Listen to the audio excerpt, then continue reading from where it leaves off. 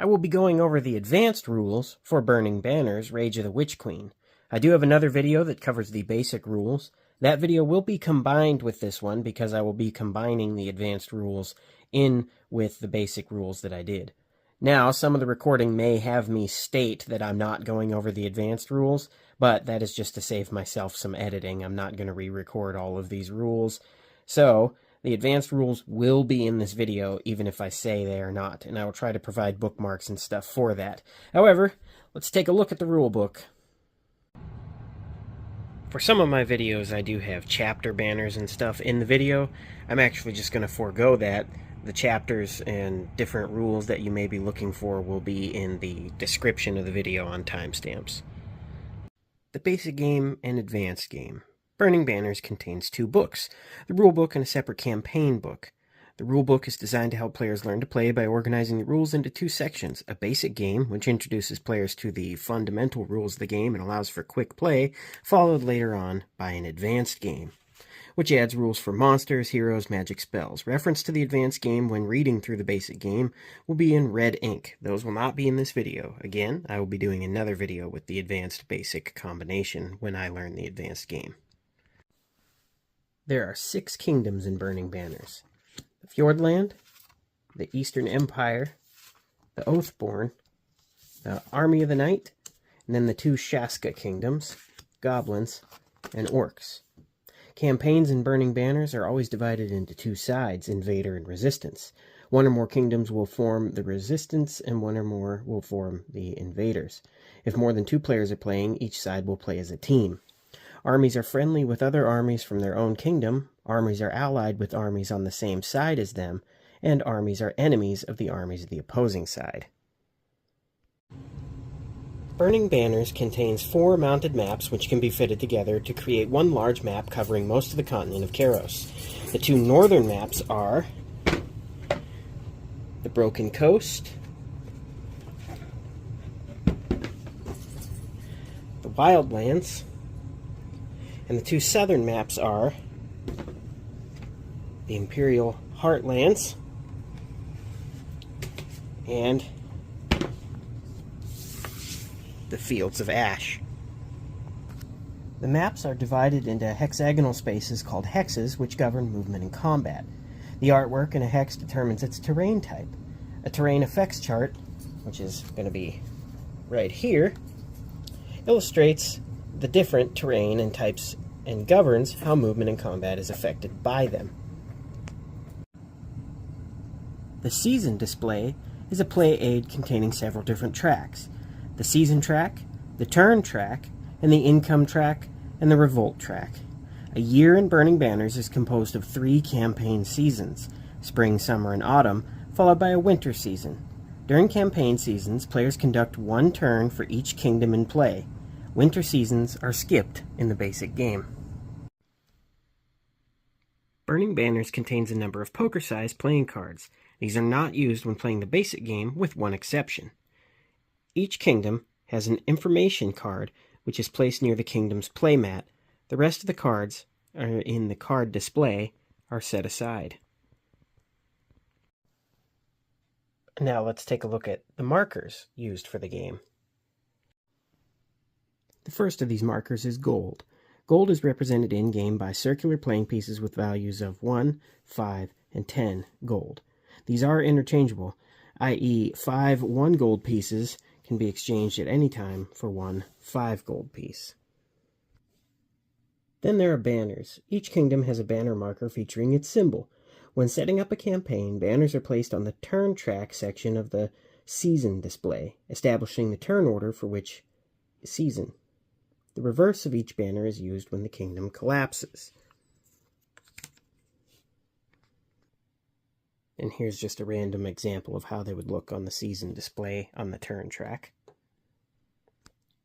Each kingdom has an income level, which is recorded using the income markers on the income track on the season display.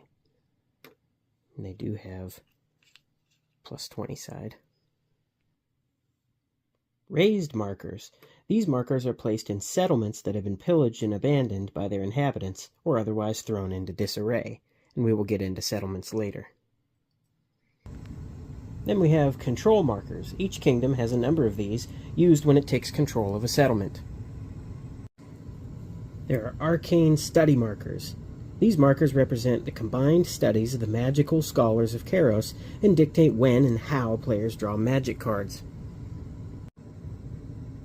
Units in the basic game are armies. The advanced game introduces a second type of unit, the hero. Armies are rated as follows. First off is their build cost. This is the cost in gold to build an army. Move it from playmat to map. And here is an example of the playmat. So you'd be taking it off of the playmat and moving it to the map. Self-explanatory, I guess. Then over here on the right-hand side, we have their combat rating, the number and type of dice in army rolls when resolving combat. Each symbol equals 1 dice. A white symbol indicates a light dice, that's going to be 1d6, which in this case he has 2, and the black symbol indicates a heavy dice, which is going to be the d8. Then we have down here in the bottom right-hand corner is going to be their movement rating. This is the distance in hexes an army may move when activated. This can be affected by terrain moved through. And then over on the left-hand side, you have their kingdom affiliation, which this one would be affiliated with the goblins.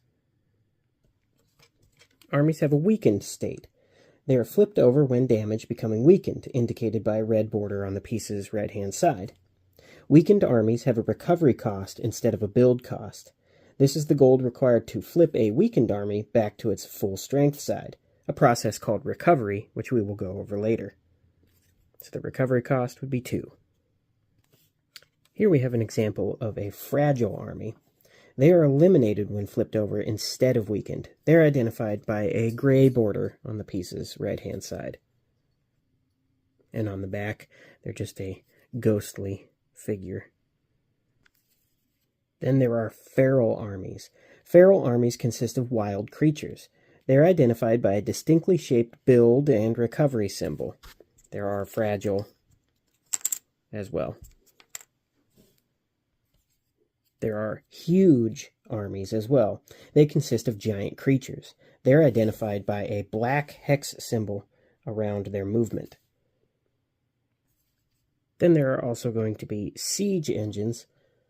Each kingdom may build a siege engine army to assist in attacks against fortified settlements.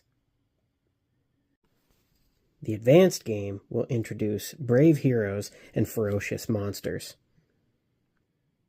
Heroes enhance their kingdom's armies and cast magic spells. Deadly monsters dwell in layers, either on land or under the sea. They are not units. And these are monster command markers. When a monster enters play, it is marked with a command marker. Elimination. When a unit is eliminated, it's returned to its kingdom playmat and is available to be rebuilt. Dice rolls. Burning Banners uses 2 types of dice. White 6-sided dice, referred to as light dice, or D6s, and black 8-sided dice, referred to as heavy dice, or D8s. The notation 1d6, or 1 white square, or rectangle, means 1 light dice. The notation 1d8, or 1 black diamond, or black square, means 1 heavy dice. When rolling either type of dice, the goal is to roll as many results as possible equal to or greater than 5. This is expressed in the rules itself as 5+, meaning 5 or greater. Each roll of a 5+ is a success. Any other result is a failure. Dice rolls may be modified in the rules by notation +X or -X. A roll which is modified by +1 would score a success on a roll of 4+. Dice roll 4 + 1 modifier equals 5, a success. Burning Banners campaigns may be played by up to 6 players divided into 2 sides, Invader and Resistance. Each side plays as a team, supporting one another amid attempting to defeat the other side. Some rules for how teams function are as follows. First is transferring gold. A kingdom may transfer gold during its turn to an allied kingdom at a ratio of 2 to 1. The transferring kingdom spends 2 gold.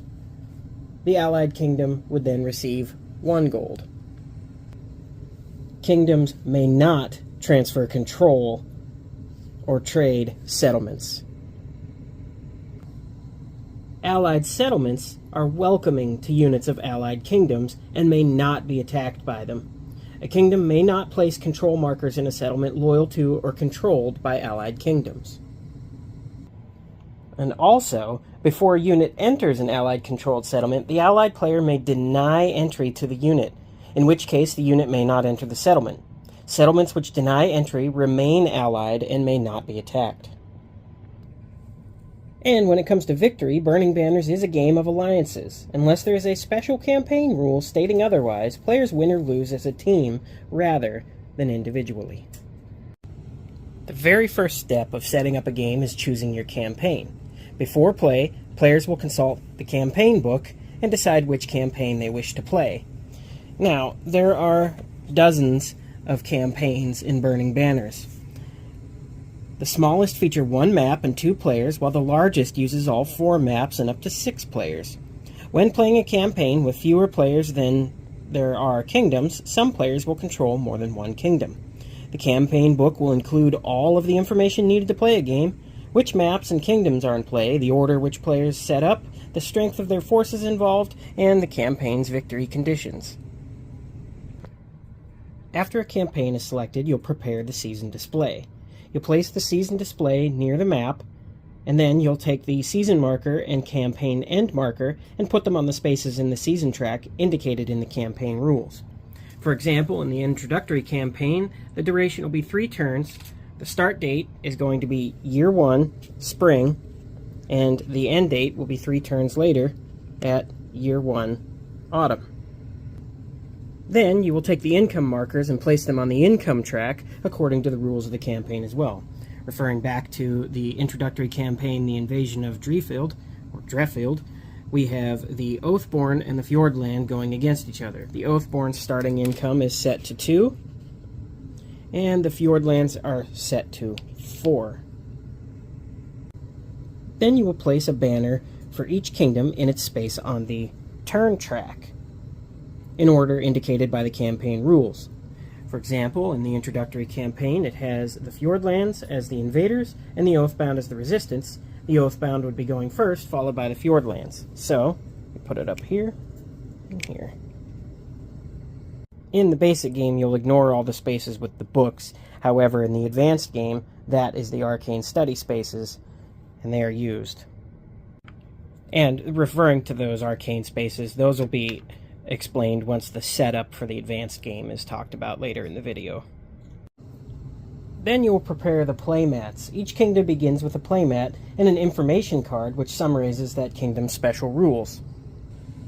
Here are the information cards for the Fjordlands and the Oathbound.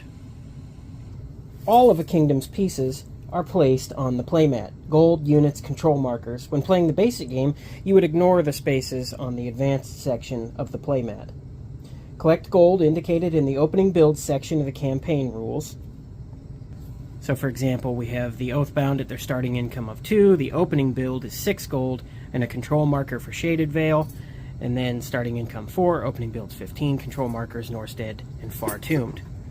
Then you'll place your armies and siege engines in their spaces on your playmat, and as well as your gold and control markers in the markers space. And when you're ready, the basic game setup will look something like this. And again, you can refer to your campaign to see which of the 4 maps you'll be using of 1 or more. You'll have your main map, your playmat, your information card, you'll have your raised markers handy, your gold will also be readily available, you'll have your season display, and then as you're setting up the map that you're using in your campaign, amongst the raised and control for advanced games will be the abandoned layer markers on the map as instructed during the campaign rules. You'll place the markers near the map. Then you do your opening builds. In the order specified in the campaign rules, each kingdom builds armies, placing them on the map as instructed. The opening builds section entry in each of the campaigns that you're playing instructions will list the starting amount of gold in which you have to build your armies. It may also list other units which are built at the start of the game at no cost. These units must be placed on the map during setup, but gold may be spent and or saved unless the campaign instructions dictate otherwise. A little bit more prep when you're doing the advanced game. You'll randomize monsters into two pools, one for land and one for sea monsters. You'll shuffle the spell and treasure decks and place them on the magic card display. You will shuffle each playing kingdom's blessings deck, and then you will place that and the hero deck near your display and information card. So, when the advanced game is set up, it'll look something like this. And now you're ready to begin play. Kingdoms conduct turns in sequence starting with the leftmost banner on the turn track. How turns are conducted is outlined in the Sequence of Play 5.0 in the rulebook. Once each kingdom has completed its turn, the season ends. In Burning Banners, units may have 5 different characteristics. Ranged, represented by these 2 little arrows. Stealth, represented by this little lightning bolt. Regenerate, this little blood drop. Flying, the little bat. And Mage in the advanced game, this starburst. Ranged. During combat, an army that is ranged, those 2 little arrows, wins ties, inflicting 1 hit on the opponent. If both sides in combat have ranged, neither player wins ties. Ranged has no effect when resolving an ambush. A unit with flying may not move through a hex that contains an enemy army with ranged. And stealth. If an army has stealth, it may declare an ambush during combat. That's going to be section 9.6 if you have the rulebook, and it'll be under the combat timestamp on this video. When an ambush is declared, instead of rolling dice simultaneously, the side with stealth strikes the opposing stack, rolling dice equal to its combat rating. Then, if the target survives, it strikes back using its combat rating. If both sides are in combat have stealth, neither side may declare an ambush. Regenerate. An army with Regenerate recovers, that's section 10.4 in the rulebook, and that'll be the timestamp of building and recovery on this video, as a free action, and does not require a nearby settlement. Units may not use Regenerate while being besieged. Again, that'll be building and recovery 10.3 in the rulebook. Flying. A unit with flying gains the following attributes. 1. It may enter any terrain type on the map during movement except layer hexes, ignoring the terrain costs. 2. When moving, it may pass through a hex containing an enemy army or hostile settlement unless the enemy army in the hex has flying or ranged. 3. When attacking across a river or major river hex side, its opponent does not gain a terrain modifier. And 4. It may attack across sea hex sides. Flying has no effect when a unit is using ship movement. And again, that's going to be section 8 on this video, movement, or specifically 8.1.4 in the rulebook. Mage. A unit with this ability is a mage for the purposes of casting magic cards. That's going to be section 16.6 in the rulebook, or the timestamp magic cards in this video. Now moving over to characteristics. In Burning Banners, armies may have 3 different characteristics: feral, fragile, and or huge. This little animal eyes in their cost up here is going to represent feral. Feral armies consist of wild creatures, rats, wolves, bats, even clouds of insects. A feral army may enter a welcoming settlement like any other army. In an advanced game, a feral army which enters a hostile settlement raises it. It neither loots nor places its kingdom's control marker in the settlement. A feral army may not use ship movement, 8.1.4 in the rulebook, timestamp movement in this video. In the advanced game, a feral army has additional limitations. It may not loot. When entering a hostile settlement, it does not place a control marker, it places a raised marker instead. It does not collect a reward when it defeats a monster. All limitations for feral armies are ignored if the army is stacked with a non-feral hero. And that is explained in section 14.6, Heroes of the Rulebook, or timestamp Heroes in this video. Fragile. Fragile armies represent forces with low cohesiveness, irregulars, conscripts, and marauding warbands. While most armies are weakened when they receive a hit, fragile armies are instead eliminated and cannot recover. And then this black hex down here represents huge. Huge armies are gigantic creatures that tower over the landscape. If a huge army occupies a settlement, that settlement is raised regardless of its posture. That's going to be under Section 4, Settlements in this video, specifically 4.6 in the rulebook. A settlement may not remove a raised marker while a huge army occupies the hex. A huge army may not use ship movement, 8.1.4 of the rulebook, or the section Movement in this video. Next up is going to be a lot about settlements. Settlements are identified on the map by the settlement's name, plus any or all of the following symbols: loyalty, city, wilderness, fortified, and port. First up is loyalty. Settlement marked with the kingdom's crest is loyal to that kingdom. In this example, Aureliana is loyal to the Eastern Empire. A loyal settlement which does not contain a control marker or raised marker is welcoming to friendly and allied units, and hostile to enemy units. And settlements which are loyal to kingdoms that are not in play are loyal neutrals. The campaign rules establish the posture, which is going to be explained later, of loyal neutral settlements. Then you'll have neutral. A settlement with no loyalty symbol is neutral. Fort Gorod is a neutral settlement. The campaign rules establish the posture of neutral settlements.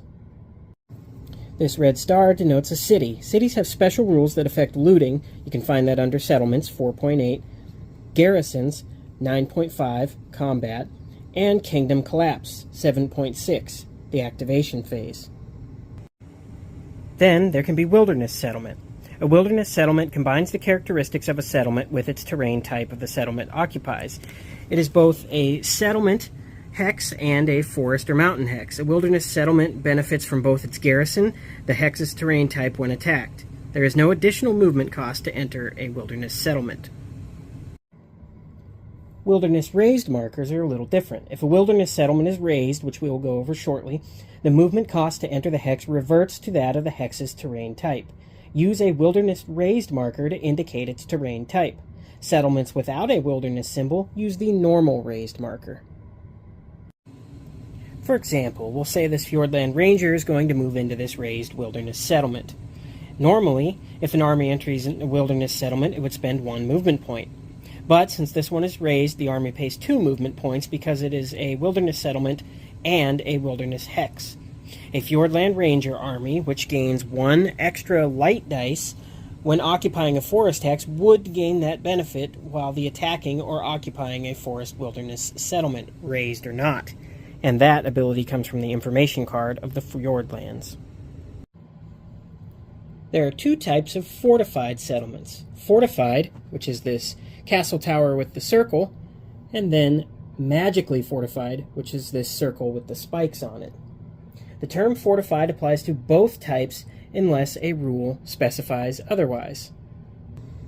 And remembering that 5 is the base for success, when attacking a fortified settlement, the attacker suffers a -1 modifier to its die rolls, meaning that 6+ would be required to score a success. Magically fortified settlements impose a -2 modifier on the attacker, meaning that a 7+ is required to score a success.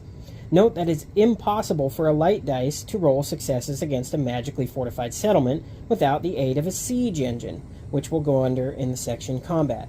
Critical hit rolls, again in Combat, are not affected by fortifications.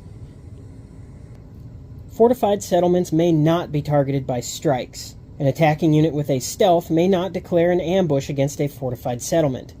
If a unit defending a fortified settlement has stealth, it is free to declare an ambush, in which case the attacker, if it survives, may strike back.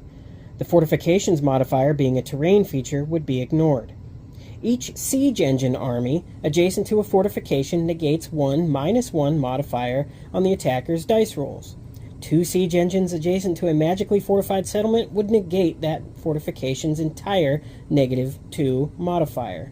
Siege engines must be friendly or allied in order to assist an attacking army.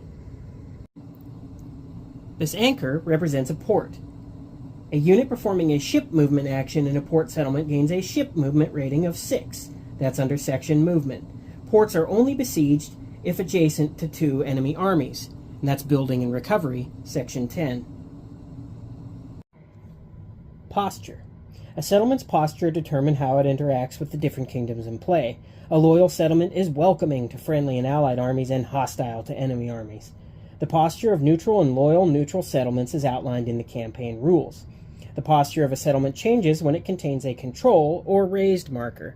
So, using this first introductory The Invasion of Dreffield as an example, you can go up and see that the posture, Fort Garrod, is going to be hostile to both players. A welcoming settlement has the characteristics that units may freely enter and occupy welcoming settlements.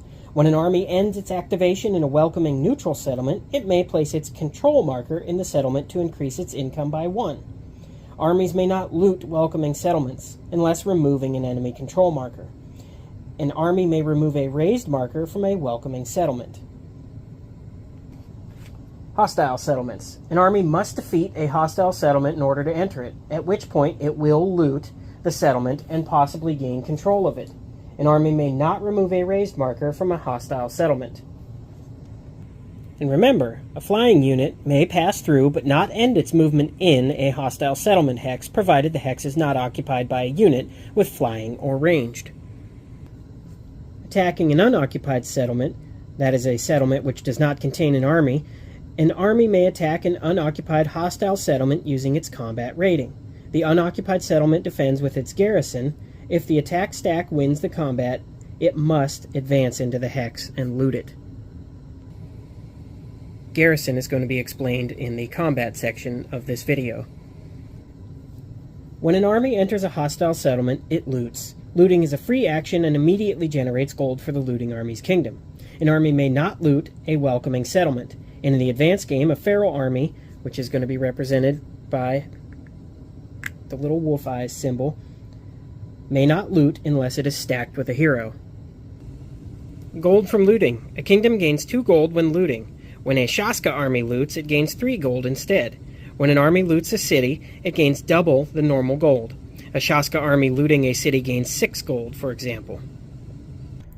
Now let's talk about control. Control affects where a kingdom can build its armies and how much gold it generates during the income phase. Control markers. Each kingdom has a limited number of control markers which may be placed when its army occupies settlements it does not control.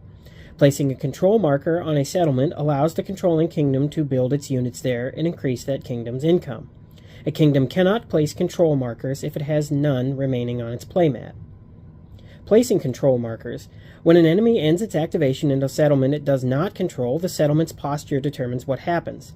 If the settlement is hostile, it is looted, and if it contains an enemy control marker, the marker is removed.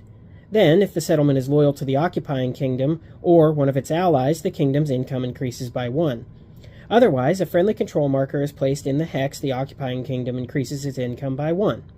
A raised marker is placed instead of a control marker if the occupying player wishes, or if the occupying army is huge or feral. Finally, if the settlement was an enemy controlled, the kingdom's income is reduced by 1. Income is not increased if the settlement is raised. If the settlement is welcoming, no looting occurs. If the settlement contains a raised marker, it may be removed as a free action or left in place. A control marker of the occupying kingdom may be placed in the settlement, in which case the occupying player increases its income by 1. If the settlement is loyal to or controlled by the occupying kingdom or one of its allies, control does not change and income is unaffected. A settlement may never contain both a control marker and a raised marker. Now, control has some effects. A neutral settlement with no marker is controlled by no kingdom. We use Chanos as the example here. This is the neutral settlement with no marker. It is controlled by no kingdom. It is hostile or welcoming to the kingdoms in play based on its posture, as outlined in the rules for the campaign being played. A loyal settlement with no marker is controlled by the kingdom identified on the settlement's loyalty symbol. It generates 1 income for the controlling kingdom each season. It is hostile to the kingdom's enemies and welcoming to the armies of those of its allies. It permits building and recovery. A settlement with a control marker is controlled by the kingdom that placed the marker. It generates 1 income for the controlling kingdom each season, is hostile to the kingdom's enemies, welcoming to its own armies and those of its allies, and permits building and recovery. A settlement with a raised marker is controlled by no player and treated as if it were not a settlement hex, reverting to the terrain type of the hex that it occupies. Removing control markers can happen in 2 ways. It may be removed involuntarily when an enemy army defeats the settlement and advances into it, or voluntarily. During its turn, a kingdom may remove any number of its control markers, replacing them with raised markers. This occurs even if the settlement is welcoming. A kingdom may not loot when replacing one of its control markers with a raised marker. There is an exception to that, which is called laying waste, which we will go over later. Remember that control markers will affect income. Control of settlements determines the amount of gold a kingdom will receive during its income phase. A kingdom's income is increased by 1 when one of its control markers is placed on the map, or an enemy control marker raised marker is removed from one of its loyal settlements. A kingdom's income is decreased by 1 every time one of its control markers is removed from the map, or one of its loyal settlements is raised or has a control marker placed in it. And here's a look at the income adjustment table as a reference. +1 when your control marker is placed, +1 when a raised marker or control marker is removed from your loyal settlement, -1 when your control marker is removed from the map, -1 when your loyal settlement is raised or has a control marker placed in it. Speaking of raised markers, let's take a look at those. Poor Shaded Vale here has been raised. A raised marker can be placed in a settlement for a variety of reasons. When it's laid waste by a Shaska kingdom, when it is entered by a huge unit, when an occupying army chooses to place a raised rather than control marker, when a player chooses to remove its control marker from the map, and at the start of a game as outlined in the campaign rules. When a feral unit enters a hostile settlement, and when a settlement is unoccupied after receiving a hit from a strike outside of combat. Raised effects are as following. It may not be looted, controlled, or used to build and recover units. It has no posture, has none of the symbols associated with the settlement, fortification, city, port, or loyalty. It reverts to the terrain type of the hex that the settlement occupies. Removing a raised marker. During its turn, a kingdom may remove a raised marker from any settlement occupied by one of its armies, provided the settlement will be welcoming to that kingdom once the raised marker is removed and before a control marker is placed. Removing a raised marker is a free action costing 2 gold. Once the raised marker is removed and the hex resumes its status as a settlement, place a control marker if appropriate. Shaska armies are a little different. They use entry hexes. Units may be built in friendly entry hexes. Permanent entry hexes include those with the goblin symbol along the northern map edges and the orc symbol on the eastern map edges. A campaign's special rules may specify other hexes as temporary entry hexes. These are not marked and operate as entry hexes for that campaign only. Now, the effect of an entry hex. A unit beginning a ship move in an entry hex gains ship movement points. So that would be the water ones here. A kingdom may build new armies in its entry hexes. A unit built in a sea entry hex may not end the turn in the hex. Unit hexes are never besieged. A unit may pass through another kingdom's entry hex while moving, but may not end its movement in the hex. Years, seasons, and turns. A campaign in Burning Banners will generally span 1 or more years, each of which is broken down into 4 seasons. The 3 campaign seasons of spring, summer, and autumn, plus winter. During a campaign season, every kingdom resolves 1 turn. It collects gold, spends its buildings, or recovering its forces and attacks enemy armies and settlements. During winter, all fighting comes to a halt. In the basic game, winter seasons are skipped. Years, seasons, and turns are tracked on the season display.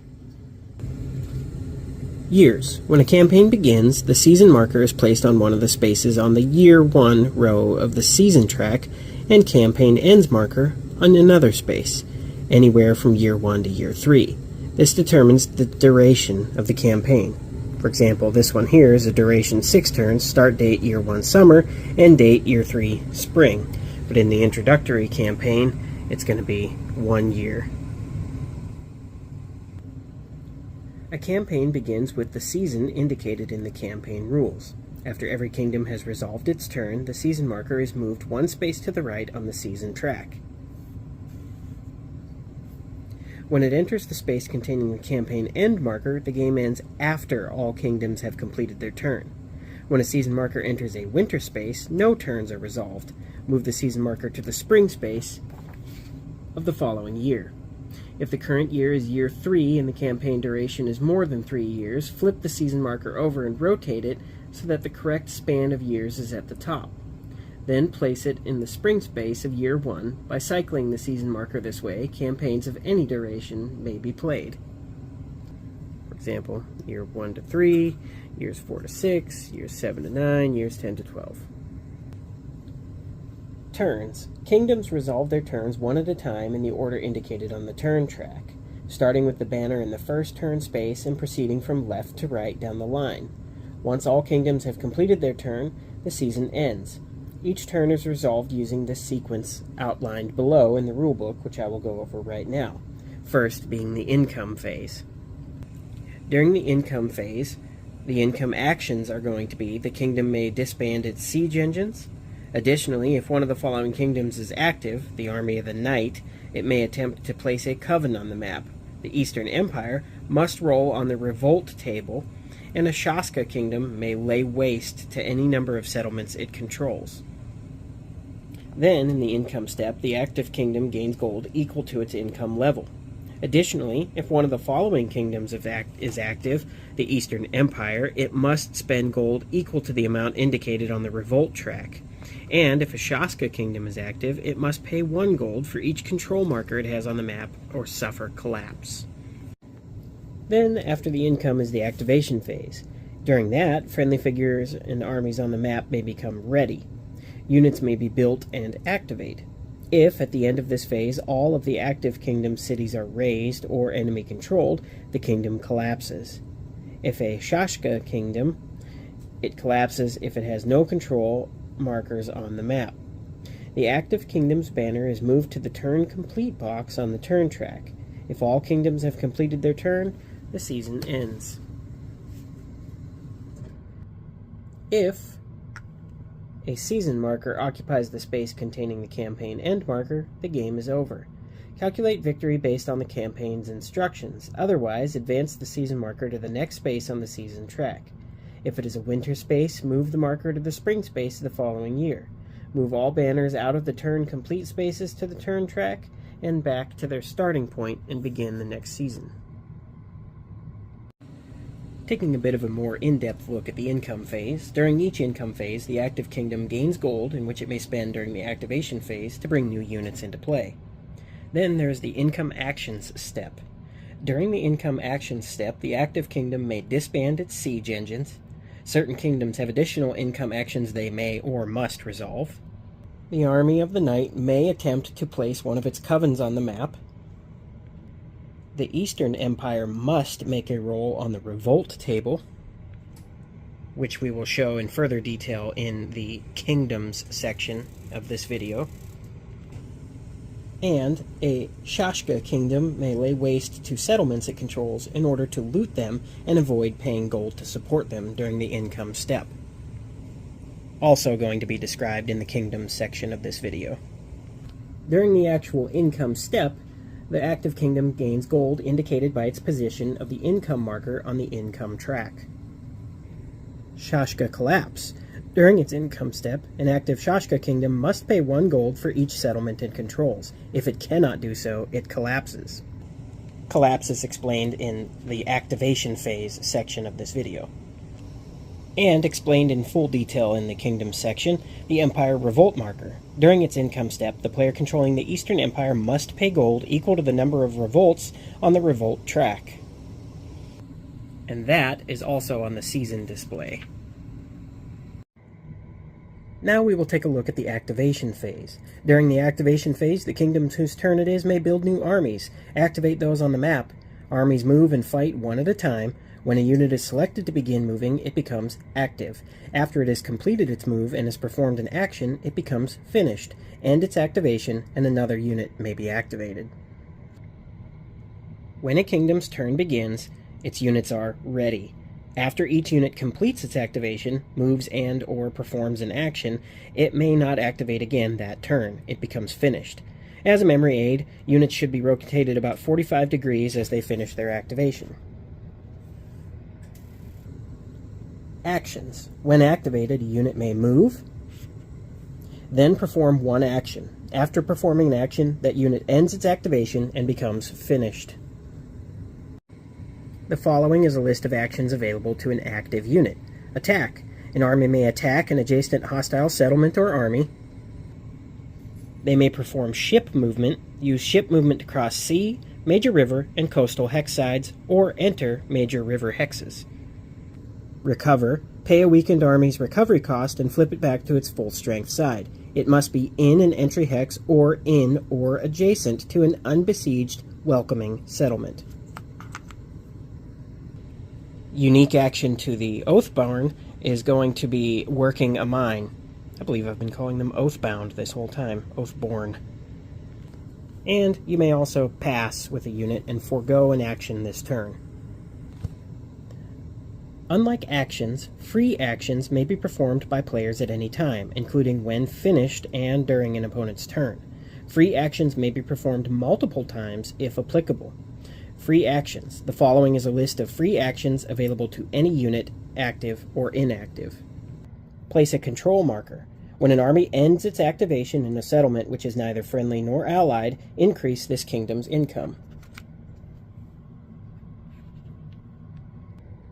Place a raised marker. When an army ends its activation in a hostile settlement in which it cannot or chooses not to place a control marker. Perform ship movement. Active Fjordlands units only. Use ship movement as a free action to cross sea and coastal hex sides or enter major river hexes. A unit may only perform ship movement as a free action or a regular action once per turn. You may remove a raised marker from a welcoming settlement occupied by a friendly army. You may loot when an army enters a hostile settlement. You may regenerate. Recover an army with regenerate.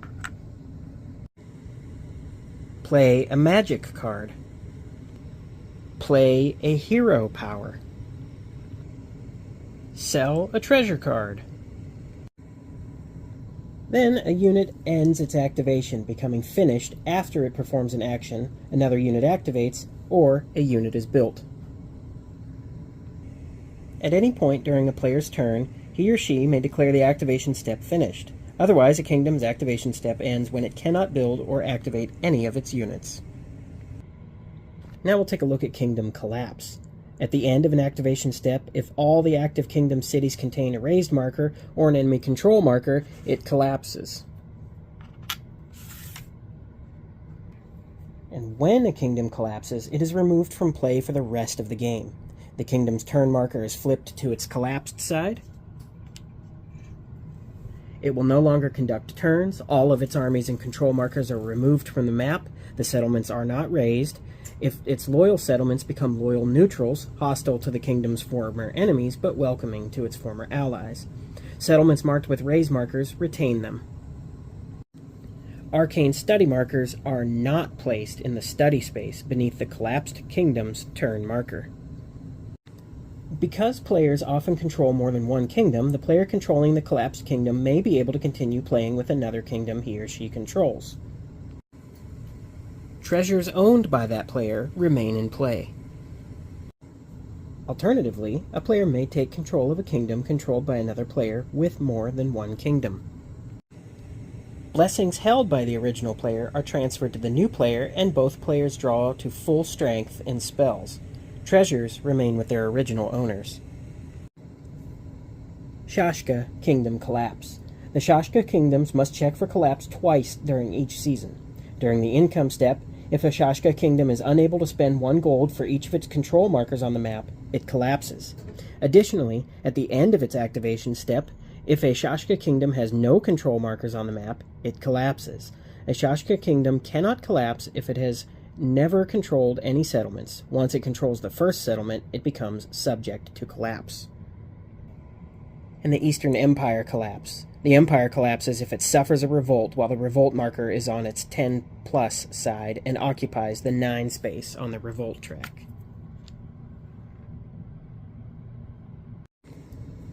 Now we are going to go over movement. When a unit is activated, it completes all the movement before performing an action. To move, a unit moves across the map, hex to hex, crossing hex sides as it does so. Each hex entered costs movement points, MPs, which are deducted from its printed movement rating. A unit may not spend more movement points in an activation than its movement rating allows. And just a reminder, the movement rating is this number down in the lower right.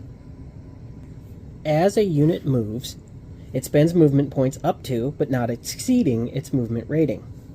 The terrain effects chart indicates the movement point cost to enter a hex or cross a hex side. And there are reference sheets provided, so there is an easy way for players to reference the terrain effects. And when activated, a unit may always move a minimum of 1 hex, even if total cost of the move would exceed its movement rating. Certain hex and hex side types are prohibited and may neither be entered nor crossed. Road movement. Units pay 1 movement point to cross hex sides containing a road or bridge symbol, regardless of other terrain. A non-flying unit that travels entirely across road and or bridge hex sides gains +1 movement point for that turn. So for a full example, 1, 2, 3, 4, and +1 because the entire movement was on a road.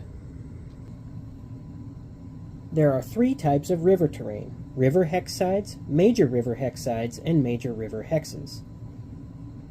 Armies pay +1 movement point when crossing a river hex side, and they will gain +1 light dice when defending against an attack from across a river hex side.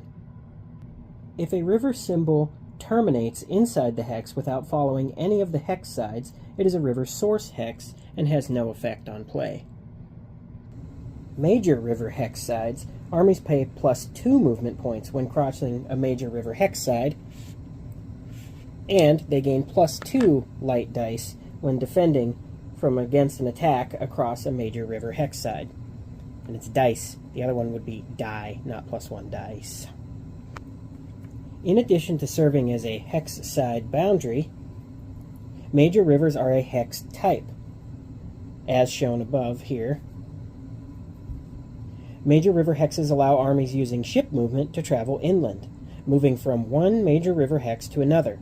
A unit using ship movement may cross a river or major hex side for 1 ship movement point, after which it would become finished. This is the only way units using ship movement may end its move in a hex other than a coastal or major river hex. Here we have sea and coastal hexes and hex sides. Sea hexes are entirely blue with no coastline symbol. Coastal hexes contain a soft, lighter blue color and some portion of the coastline symbol. All hex sides of a sea hex are sea hex sides. While some coastal hex sides may be sea, some coastal, and some land, all units may cross coastal hex sides paying the cost of the other terrain in the hex when using normal movement, or 1 movement point when using ship movement. Except when using ship movement, only flying units may cross sea hex sides. Lakes may contain sea hex sides. In no case may a unit end its move in a sea hex. So this would be a sea hex side. This would be a coastal hex, and this here would be a coastal hex side. Ship movement. Ship movement is an action which allows a unit to move a second time during its activation, using a special ship movement rating. A unit may use ship movement, may cross sea hex sides, coastal hex sides, and major river hex sides. It may enter major river hexes, sea hexes, and coastal hexes. It pays a movement cost of 1 movement point per hex side crossed, and must end its movement in a coastal or major river hex, with the exception of crossing rivers. A unit which begins ship movement in a friendly port or entry hex has a ship movement rating of 6. Otherwise, it has a ship rating movement of 3. Don't forget, these are the entry hexes. And here's a little diagram to help remind you of that. So as an example, this guy in the port wants to move with ship movement. 1, 2, 3, 4, 5, and he ends his movement there. This one, which is not in a port, also wants to do ship movement. 1, 2, 3. Ship movement along major rivers. It may be used to enter and leave major river hexes. A unit must follow the course of the river when using ship movement to enter or leave a major river hex. There's no port here, so it would be 1, 2, 3. This one is in the port, so since this is a major river hex, 1, 2, and then the major river ends, so it would not be able to continue down the river. A unit may use ship movement to cross a river or major river hex side, ending its move in a hex which is neither sea, coastal, nor a major river hex. This is the only way that a unit using ship movement may enter such a hex, and its ship movement ends immediately, even if it has movement points remaining. So, in this little setup here, this Oathborn army is in this hex here, and it's not a port. It declares ship movement action, gaining 3 movement points. It could move first down here, passing through a welcoming port settlement. It could alternatively use its 3rd movement point to instead cross the major river hex side and end its movement here, ending its ship move even if it had movement points left. If it had started its move in a port, it would have gained 6 movement points and could have ended its move in other spots. If it was, we'll say he starts here, and he could go 1, 2, 3, 4, 5, and end down here, or come out of here. I believe you get the idea.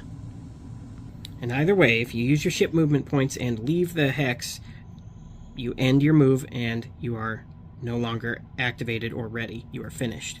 So it'd be 1, 2, then we'll say he goes here. Even he started in a port up here, ends his movement because he left the river with ship movement. Legal and prohibited hexes and hex sides. Prohibited hexes may not be entered during movement. There are special cases where prohibited hexes may be passed through, but in no case may a unit end its activation in a prohibited hex. A legal hex is a hex that is not prohibited. A prohibited hex is one containing an enemy army, a hostile settlement, allied enemy entry hex, sea hex, or a layer.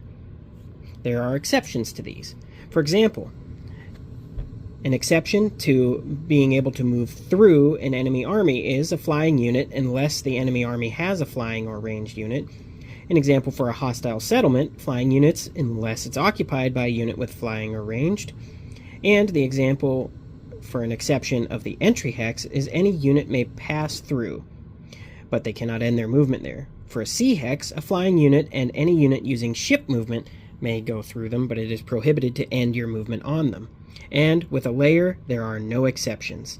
When moving, the indicated unit types may pass through but not end their activation in those prohibited hexes. Prohibited hex sides. A prohibited hex side is a hex side that may not be crossed. Sea hex sides are prohibited from non-flying units not using ship movement.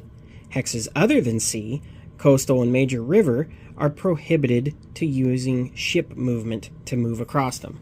So your ships can only go on water, can't cast flight on them and fly them over the land. Partial hexes are on an edge of the map and may only be occupied by a unit if half or more of its hex is visible. Otherwise, it is prohibited. So this is half a hex, so it could go there. This one is not a full half of a hex, so it is prohibited. When 2 or more units occupy a hex, they form a stack. In the basic game, only one army may occupy a hex at a time. This 1 army per hex stacking limit is enforced at the end of each army's movement. An army may pass through a hex occupied by a friendly or allied army, but may not end its move in such a hex. An army may not be built in a hex in excess of stacking limits. A unit may end its movement in a hex in excess of stacking limits, provided the inactive unit or stack is both friendly and ready. The active unit may not perform an action after its move, and that ready unit must activate next, leaving that hex so that the stacking limits are no longer exceeded. This rule allows units to switch places while observing stacking limits. Now for combat. An active army may initiate combat against a hex adjacent to it by performing an attack action. Enemy armies and unoccupied hostile settlements may be attacked. Armies conduct combat using their combat rating, consisting of two types of dice. Light dice, represented by the white, are 6-sided dice, and heavy, represented by the black, are 8-sided dice. To resolve combat, each player rolls dice and compares the total number of successes rolled with those against their opponent. The player with the most successes wins the combat and inflicts the difference as hits. So these freeholders would have 2 light dice as their attack strength, while this mountain troll has 3 heavy dice. The army performing the attack action is the attacker, and the target is the defender. Calculating total combat rating. When attacking and defending, players roll all dice gained from the following sources. First, your army combat rating. Any hex-side terrain between attacking and defending figures, most of the time for defense only, so that would be a forest hex side. But, referencing the Fjordlanders, the Rangers get an extra light dice when attacking from a forest. And then you check terrain within the defender's hex for defense only. And in advanced games, you check for hero powers and magic cards. Only the defender's combat rating is affected by terrain. Terrain dice are ignored during strikes, unless you have an ability or card that overrules the rulebook. Winning combat. An attacker wins combat by rolling at least one more success than the defender. The defender wins by rolling at least one more success than the attacker. If the player rolls the same number of successes, the result is a tie. If neither player rolls any successes, the result is a draw. If there is a winner, hits are inflicted on the loser equal to the difference between the number of successes rolled by each player. For example, if an attacker rolls 3 successes versus a defender's 1 success, the attacker wins combat, inflicting 2 hits on the defender, 3 successes for the attacker minus 1 for the defender. For each hit scored, the player suffering the hit chooses one of the following options based on what the hex contains. If it is a full-strength army, it is flipped to its weakened side. If it is a weakened army, it is eliminated and the attacker may advance. If it is a fragile army, the fragile unit is eliminated and the attacker may advance. If it is a garrison and it is defeated, the attacker must advance. If it is a hero, that hero is eliminated. If it is a monster, that monster is defeated. Eliminated armies and heroes are returned to the owning player's playmat, from which they may be rebuilt. Unoccupied hexes in advance. Any hex that does not contain an army is said to be unoccupied. When an attack inflicting one or more hits on the defender results in the defender's hex being unoccupied, the attacking army may choose to move into that hex. This is called an advance. When a hostile settlement is defeated in combat, the attacker must advance into the hex. An army may never advance into a prohibited hex. Remember to check terrain modifiers. Terrain may modify the defender's combat rating during combat. Consult the terrain effects chart for details. If terrain would impose multiple modifiers, all are applied. So we'll say here in this example, this mountain troll wants to attack Nal Narog. The Oathborn settlement of Nal Narog is in the wildlands and it is unoccupied. It is being attacked by this troll, which has a combat rating of 3 heavy dice. It's attacking from this southwest hex across a bridge over the boiling river. Unoccupied settlements automatically have a garrison rating of 1 light dice. Nal Narog gains a 2nd light dice for being a mountain wilderness settlement. It gains an additional 2 light dice because the attacking and defending hexes share major river hex side. The bridge and the road do not cancel the effect for the major river for combat, only for movement.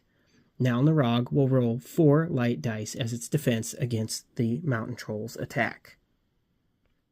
There can be additional modifiers. Special Kingdom rules may also modify combat ratings. For example, a Fjordland Ranger has a modifier of +1 light dice when attacking into or defending in a forest hex. When defending in or attacking into a forest hex, the Ranger would add 1 light dice to its printed combat rating of 2.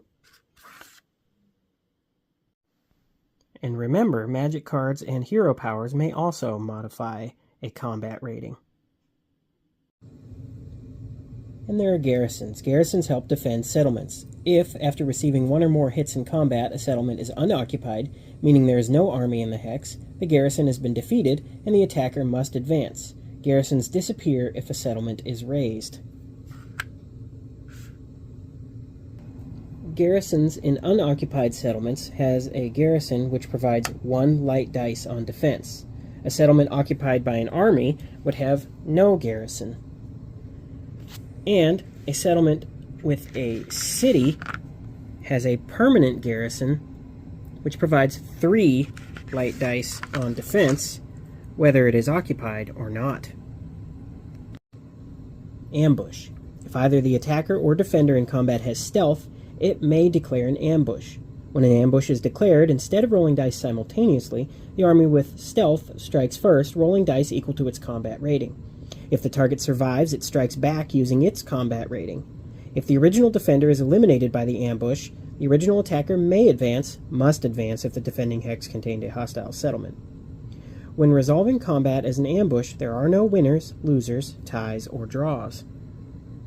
If both the attacker and defender have stealth, an ambush may not be declared and combat is resolved normally. There's a special type of attack that may come up called a strike. To perform a strike, the player initiating the strike rolls dice, the target would not. If the striking player rolls 1 or more successes, a single hit is inflicted on the target. Terrain effects are ignored during strikes. Strikes may not target a unit in fortified settlements. Critical hits generated by a strike may cause more than 1 hit on the target. Let's summarize a strike.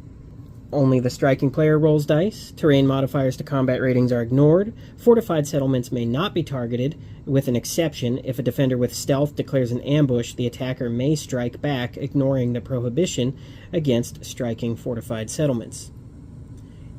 Inflicts 1 hit on the target regardless of the number of successes rolled.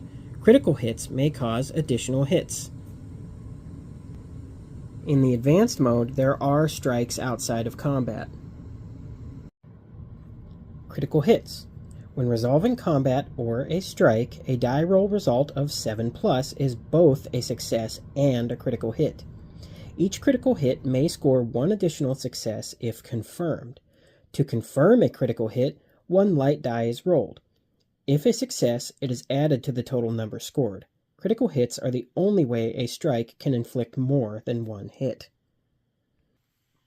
Critical hit rolls are unmodified by fortifications. A roll of 7+ will score a critical hit against a fortified hex, and a 5+ will confirm it. The basic game combat sequence. When a unit performs an attack action, combat is resolved using the following sequence. Step 1. Ambush declaration. Either side may declare an ambush if it has an army with stealth, in which case the remainder of combat is resolved as an ambush. Step 2. Resolve dice rolls. Players roll dice equal to their total combat rating. Confirm critical hits if any are scored. Then, Step 3, Combat Results. Determine the result of combat. If there is a loser, it receives hits.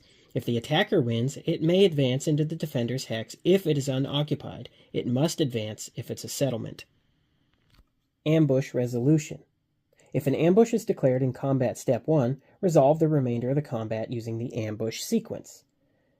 Step 2, Opening Strike. The army that initiated the ambush performs a strike on its opponent using its combat rating. If any successes were rolled, 1 hit is inflicted on the opponent.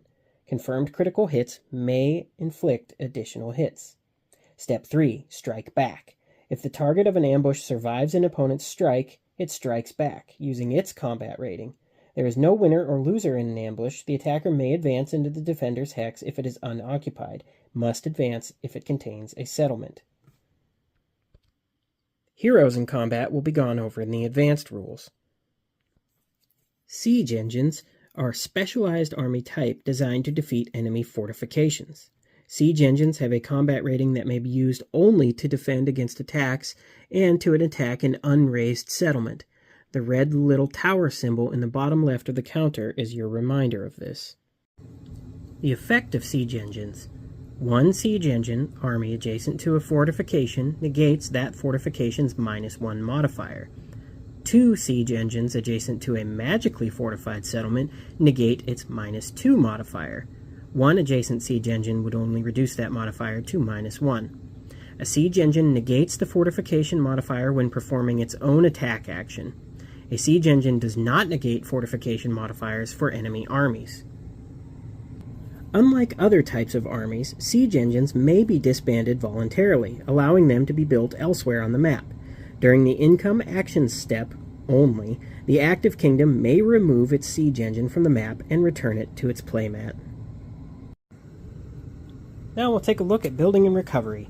At any time during its activation phase, a kingdom may bring new armies into play, chosen from those available on its playmat, by paying their cost in gold. Each kingdom has a limited number of each unit type that can be built. If all armies of a particular type are in play, no further armies of that type may be built until one of them returns to the playmat. Once in play, a unit may not be returned to the playmat voluntarily, with the exception of siege engines. Building armies. Armies are built at full strength, paying the build cost on the front of the counter, which is up there. Armies may not be placed and built weakened. An army may be built in a friendly entry hex, in or adjacent to a friendly settlement. An army may not be built in a hex occupied by another army. Kingdom-specific rules may give additional instructions on where armies may be built. An army built in an entry hex or a settlement hex enters play ready. An army built in a hex adjacent to a settlement enters play finished. And gone over in further detail in the Kingdoms section will be feral armies and the Army of the Night. The Army of the Night may build feral armies in wilderness hexes adjacent to its covens. An army built adjacent to a coven enters play finished. See the Advanced Rules or Advanced Rule video about building heroes.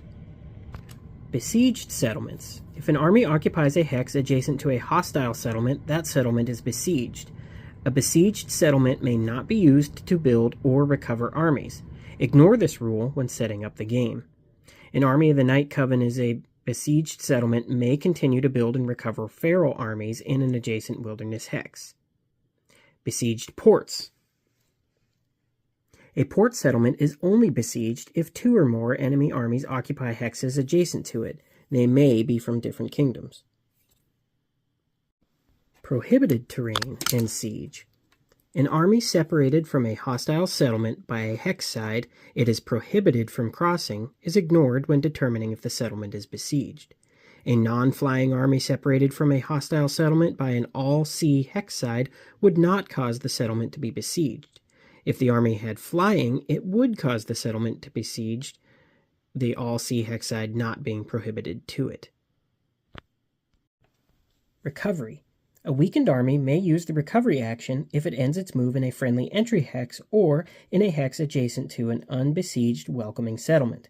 To recover, the owning kingdom pays the army's recovery cost and flips it back to its full strength side. The army then becomes finished.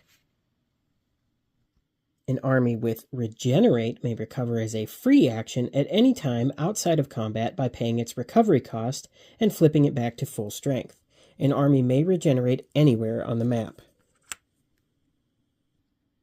And again, as covens are explained in the Kingdoms section of this video, a feral army may recover in a wilderness hex adjacent to a friendly coven. And now we will take a look at how the season ends. First, you would advance the season marker. The season marker is advanced one space on the season track. If the season marker occupies the space with the campaign ends marker, the game ends instead, and victory is determined as outlined in that campaign's instructions. If the marker occupies a winter space, advance it to the spring space of the following year. So we'll just say that that was where the end is. Oops. Once you advance the season, you'd move banners out of the turn complete spaces on the turn track. and then you would begin the next season. Repeat this sequence of play beginning with the first kingdom on the turn track. And now we will be taking a look at the kingdoms themselves. Each of the kingdoms in Burning Banners has special rules which makes playing them a unique experience. Information cards are provided which summarize the rules for each kingdom. The first kingdom we're going to take a look at is the Oathborn. One of their first specials is mining. Mines are scattered about the various maps in mountain hexes. These are ignored by units other than the Oathborn. Mines are not settlements and may be entered freely by any kingdom's unit. An Oathborn miner army in a mine hex may use its action to work the mine, gaining 1 gold. Here is an example of a mine. They have this dual hammers symbol. The Oathborn are also mountaineers. Oathborn armies, with the exception of the Oathborn siege engine and heroes, spend 1 movement point to enter mountain hexes instead of 2 movement points. The Lost City of Khazud. When Oathborn Blessing number 5, the Lost City of Khazud, is played, the Khazud marker is removed from the Oathborn playmat and placed in any unoccupied mountain hex on the map that is not a mine or road hex and is neither in nor adjacent to a settlement or lair. Khazud is magically fortified loyal Oathborn city. When placing Khazud on the map, immediately increase the Oathborn income by 1. Khazud is never eliminated once in play, though it may be captured or razed. Once Khazud Blessing is played, it is removed from the game. It can only be played once per game. Next, we'll take a look at the Shashka kingdoms, the Orcs, and the Goblins. They have control markers. As indicated by the red -1 on their control markers, a Shashka kingdom must pay 1 gold for each of its control markers on the map during its income step. If it is not paid, the kingdom will collapse. During the income action step, a Shashka kingdom may lay waste to any number of settlements containing its control markers. To lay waste to a settlement, replace its control marker with a raised marker and loot the settlement. If a Shashka kingdom has never controlled any settlements, it is not subject to collapse. There are campaigns in which Shashka kingdoms start the game controlling no settlements. Once an Orc or Goblin control marker is placed on the map, including during setup, the kingdom will collapse if either of the following occurs. During its income step, the kingdom is unable to pay 1 gold for each of its control markers, it will collapse. And at the end of its activation phase, if the kingdom has no control markers on the map, it will collapse. Entry hexes. Shashka kingdoms have permanent printed entry hexes lying along the easternmost map edge for the Orcs and the northernmost map edge for the Goblins.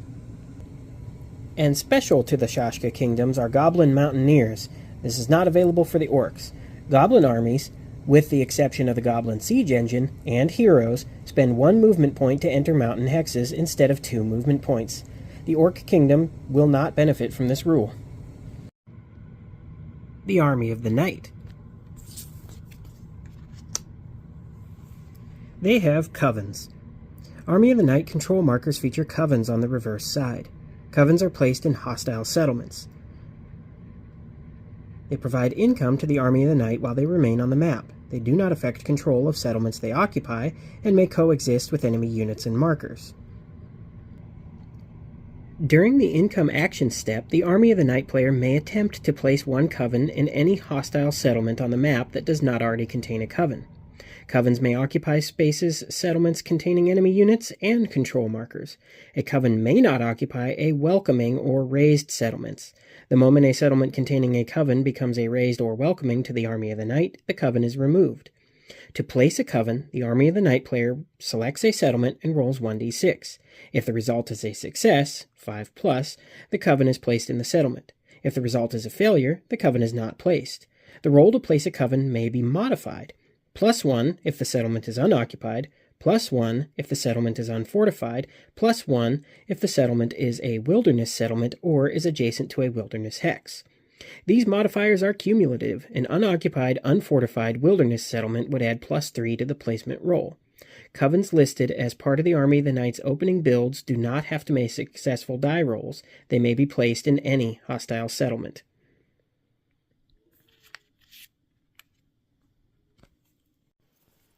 There are several effects of a coven and ways to remove a coven marker. First, the effects. Income. During the income step of the Army of the Knight turn, each coven on the map gains 1 additional gold for the kingdom. For example, if the Army of the Knight's income is 9 and it has 3 covens on the map, it collects 12 gold during the income step. Building and recovery. The Army of the Knight may build and recover feral armies and wilderness hexes adjacent to settlements containing covens. Those armies enter play finished. Control. A settlement's control is unaffected by the presence of a coven. Hidden agents. When an Army of the Knight army attacks a settlement hex containing a coven, either by regular combat or ambush, it gains 1 light die. How to remove them? Covens are removed when a settlement becomes welcoming or is raised. Covens may be voluntarily removed by the Army of the Knight at any point during its turn. Covens are removed the moment an enemy army ends its movement in the coven's hex, unless the Army of the Knight player makes a successful hiding in shadow roll. A coven is removed when the settlement becomes welcoming, the settlement is raised, or the coven fails to hide in shadows when an enemy ends its movement in that settlement. How to hide in shadows? If an enemy army ends its move in a settlement containing a coven marker, the coven is removed. The Army of the Knight player may attempt to prevent this by hiding in shadows. Roll 1d6. If the roll succeeds, the coven remains in place. If the roll fails, the coven is removed. So, on a 1 to 4, the coven is discovered and dispersed, you would remove the coven marker. On a roll of 5+, the coven escapes detection, the coven remains in play. After the Army of the Knight makes its hiding in shadows roll, the enemy unit triggering the roll may perform its action normally. Once a coven successfully hides in shadows, it is protected for the remainder of the active kingdom's turn. They also have the Spire of the Moon. The Spire of the Moon is a magical fortification, so it gives a -2 modifier to the attacker. Enslaved heroes only enter play by way of the Army of the Knight blessing, Enslaved. An army may not be enslaved if stacked with a hero or if it occupies a fortified settlement. When Enslaved is placed successfully, an enslaved hero is removed from the Army of the Knight playmat and stacked with the enemy army. The stack becomes ready. The enslaved hero gains the movement rating and abilities of the army with which it is stacked. While stacked with enslaved hero, the army is under the control of the Army of the Knight player. It retains all abilities, including kingdom abilities. For example, an enslaved Oathborn Miner army could perform a mine action, providing gold for the Army of the Knight. If an enslaved hero is eliminated, the enslaved army immediately returns to the control of its original owner. When an enslaved stack suffers hits, the first hit eliminates the hero. An enslaved hero may never voluntarily unstack from an army it has enslaved. If all enslaved heroes are in play, the blessing Enslaved may not be played, discarded immediately when it is drawn and drawn again. Hero modifiers to the enslavement roll are as possible. Lilith gains a +2 modifier, Dominia gains a +1 modifier. And covens have support. Covens give 1 gold per turn and allow feral armies and adjacent wilderness hexes to recover and build. The Eastern Empire. Imperial/Empire, the terms Eastern Empire, Empire, and Imperial all refer to the same thing, the Eastern Empire Kingdom. Revolt. The Empire is politically unstable, racked by rebellion and disloyalty among its conscripted armies. During the income action step, as a secondary effect of some of the Imperial blessings, Imperial subjects may rise in revolt, diminishing the Empire's ability to collect taxes. Imperial Revolt Check. During the Eastern Empire's income action step, the Imperial player rolls 1d6 and consults the Imperial Revolt table. 1. Season of Fire and Terror. As the endless war slaughters the poor and impoverishes the wealthy, the Empire threatens to disintegrate. The Empire suffers 4 revolts. Treasonous nobles form a faction. A clique of ambitious nobles takes up arms against the Emperor, outraged that their prerogatives are being trampled. The Empire suffers 3 revolts. Commander stages a coup. An imperial general decides to go his own way. He and his underlings wrest control of their province from civil authorities. The Empire suffers 2 revolts. Peasant uprising on a 4 to 5. An outlying province goes up in flames. Nobles are robbed, granaries are looted, tax collectors assaulted. The Empire suffers 1 revolt. 6+. Imperium in Aeternum. Despite grumbling and corruption, the Eastern Empire proves itself once again a force for good. Long live the Emperor. The Empire suffers no revolts. Resolving revolts. Revolts are tracked in the revolt track. Whenever a revolt occurs, the marker in advance on the track is increasing its total by 1. If the revolt marker is in the 9 space when a revolt occurs, the marker is flipped to its +10 side and placed in the 0 space. That indicates that the number of revolts is 10 plus the value of the space marker it occupies. If the marker is already flipped, during each imperial income step, the Empire must spend gold equal to the amount indicated on the revolt track. If the Empire fails to spend the required amount, each unspent gold will cause 1 additional revolt. The Empire may not choose to accept revolts in lieu of spending gold in this step. If it has gold, it must spend it. Suppression. Revolts may be suppressed during the Imperial turn, or during setup if the campaign rules permit. At a cost of 1 gold per suppression, each time a revolt is suppressed, move the revolt track to the next lower number on the track. When a revolt marker occupies the 0 space on the revolt track, it may not be reduced further. The revolt roll can be modified when playing campaigns in which only the Fields of Ash map is used. Add +2 the Imperial revolt roll. Imperial collapse. If the Empire suffers a revolt while the revolt marker is on its +10 side and it occupies the final space on the revolt track, the Empire collapses. The Fjordland. Ranger Woodcraft. Fjordland Ranger armies and heroes stacked with them spend 1 movement point to enter forest hexes instead of 2 movement points. Additionally, a Ranger army gains +1 light die while striking into, attacking, or defending in a forest hex. Fjordland Seafaring. Ship movement for Fjordland units is a free action. It may be declared by an active Fjordland unit before, during, or after movement. Once the unit has performed an action, ship movement may no longer be declared. A Fjordland unit or stack may perform ship movement once per activation. The Draken army does not benefit from Seafaring rule. It is both feral and huge. In addition, Fjordland units have ship movement rating that is 2 higher than normal, 8 movement points when departing a port, and 5 when departing other hexes. And finally, there are 2 other kingdoms, Mara Mitai and the Assassin's Guild. Mara Mitai and the Assassin's Guild are non-player kingdoms with loyal settlements on the Burning Banners map. These settlements are loyal neutrals and may be hostile, welcoming, or allied to player kingdoms, as outlined in the rules for each campaign. There are no playmats or armies for these nations, and I'm probably pronouncing that one wrong. And now we will be diving into the advanced game rules. These will be coupled with the basic rules that you've been taught. However, it does suggest that you play the introductory campaign Invasion of Dreffield, or Dreffield, however you want to say it, using only the basic game rules before you add these rules in. Now, if you're an advanced gamer or just someone who's confident enough to learn all the rules at once, ignore that and play how you want. But let's go. The advanced game of Burning Banners introduces heroes, monsters, spells, blessings, and treasures. When playing the advanced game, add the red rules text if you're using the rulebook as a companion in the sections that you'll be reading, as well as what follows in this video, or, if you're reading the rulebook, in section 13 on. Now, due to the nature of how the rulebook is written and this section, some of this stuff will be repeated since I intermingled the advanced red text rules in with the video that I had filmed before. But if you're watching an over hour-long video, sometimes maybe even a quick refresher minutes after already seeing something will be good. So, when you're preparing the game, you'll be adding the following things which we went over earlier. First will be the Arcane study markers, which you'll distribute.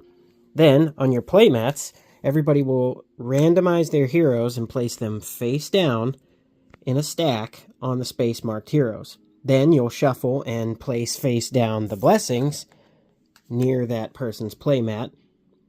And you'll take all their hero cards and set those nearby as well. You will also be giving each kingdom their monster command tokens, and you'll be putting them on the playmat as well. And the playmat is split between basic and advanced, so you can have a little reminder of what to bring to the game. Then you'll also randomize all monsters into two pools, one for land monsters, which are the brownish, and one for sea monsters, which are blue. Place them face down so that players can draw them without knowing their identities. Then you'll prepare the magic card display and the decks that go on there. The magic card display is a play aid, which 4 spaces indicated, one for each of the main magic card decks. Spells and treasures, plus 1 for discarded spells and another for discarded blessings. Treasures do not have a discard pile. The blessings of all kingdoms are discarded into the same discard pile. They are sorted out at the end of the year and shuffled back into their individual decks. You'll place the magic card display beside the season display or anywhere where it's good on the table. Shuffle the spell and treasure decks and place them in their spaces on the magic card display. Shuffle each kingdom's deck of blessings and place it near their playmats.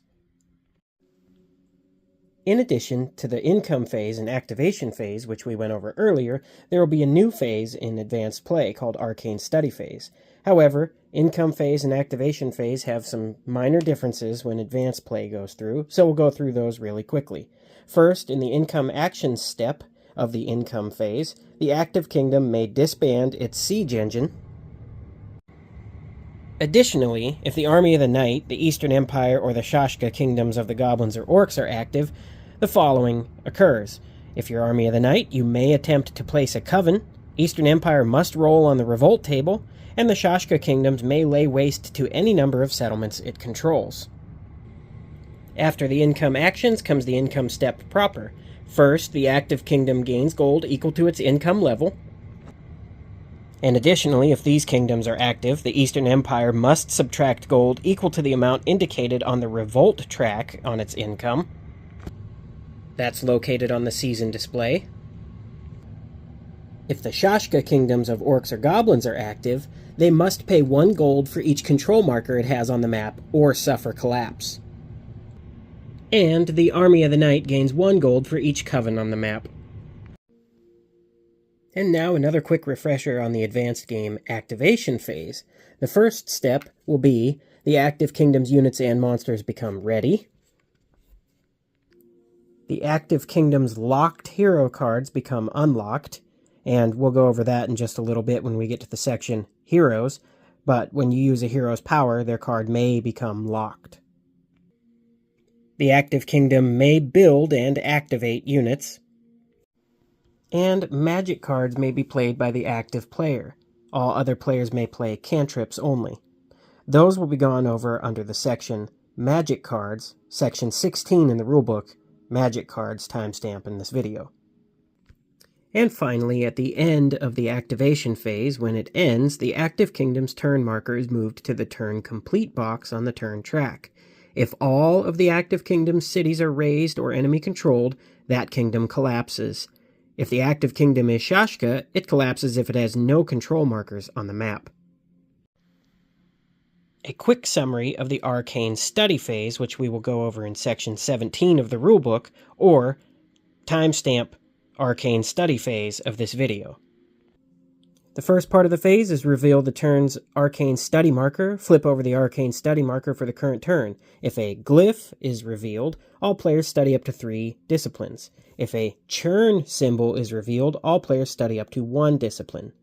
The available disciplines are Study Treasures. Retrieve 1 owned treasure to your hand. Study Blessings. Discard up to 1 blessing, and then draw to full strength in blessings. 1 blessing per kingdom controlled. Study Spells. Discard up to 1 spell, then draw to full strength in spells. And that's going to be 3 spells. Once Arcane Study is complete, the next kingdom's turn begins. If all kingdoms have completed their turns, the season ends. If the season marker occupies the same space containing the M campaign marker, the game is over. Calculate victory based on the campaign instructions. If the campaign continues, you'd perform the following steps. First, you would advance the season marker. Advance the season marker to the next space on the season track. If the space contains the autumn churn marker, add it to the pool of Arcane Study markers. If the marker is in a winter space, resolve the winter season. And again, we'll get to the Arcane Study marker. This is the autumn churn marker, and this would be the winter. You would then distribute Arcane Study markers if the season is summer or autumn, remove 1 Arcane Study marker from the pool, then randomize the remaining markers. Place one in each study space on the turn track. Excess markers are set aside unexamined. Then you'll begin the next season. Now let's talk about winter seasons. When the season marker enters a winter space, a winter season is resolved as follows. First, the silent tide flows. Place the autumn churn marker in the autumn space of the upcoming year. Collect and randomize the other study markers and place them one in each study space on the turn track beneath a kingdom banner. Excess markers are placed in the unused marker space. Drums in the deep. Remove defeated monsters from layer hexes, reopening them for exploration. Removed monsters are returned to the appropriate monster pools. Commanded monsters and abandoned layer markers remain in place. Sell treasures. If a player holds more than 2 treasures in hand or owned, sell enough of them to bring the total down to 2. Shuffle your discard piles. Discarded spells, blessings, and treasures removed from play are shuffled back into their decks. Then, it's a new year. Move the season marker to spring of the next year. Heroes are mighty wizards and warriors. Heroes add their abilities and unique hero powers to armies they are stacked with. Building heroes. Heroes are chosen randomly when built. They are shuffled and placed face down with their generic hero symbol showing. When built, the build cost is paid, the hero is flipped face up and placed on the map. Each hero has an associated hero card outlining the hero's unique power. When a hero enters play, its accompanying hero card is placed next to its kingdom's playmat in the unlocked position.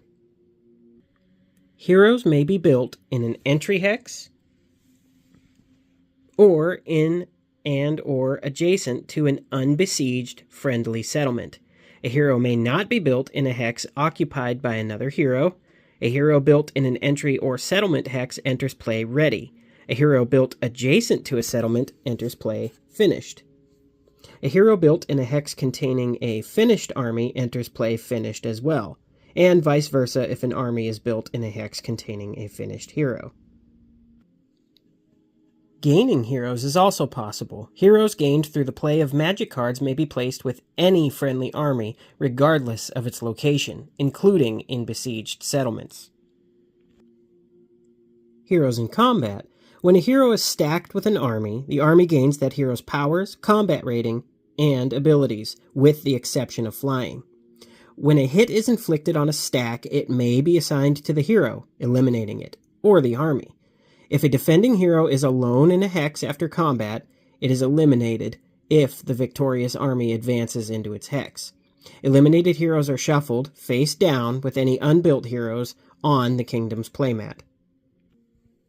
When a hero is placed on the map, its hero card is placed face up beside the kingdom playmat. Hero cards describe the hero's unique power. Hero cards enter play unlocked. This would be locked. When a hero and its card are in play, the hero's abilities and power are available. Some powers are active as long as the hero is on the map, while others must be played, like magic cards, in order to have an effect.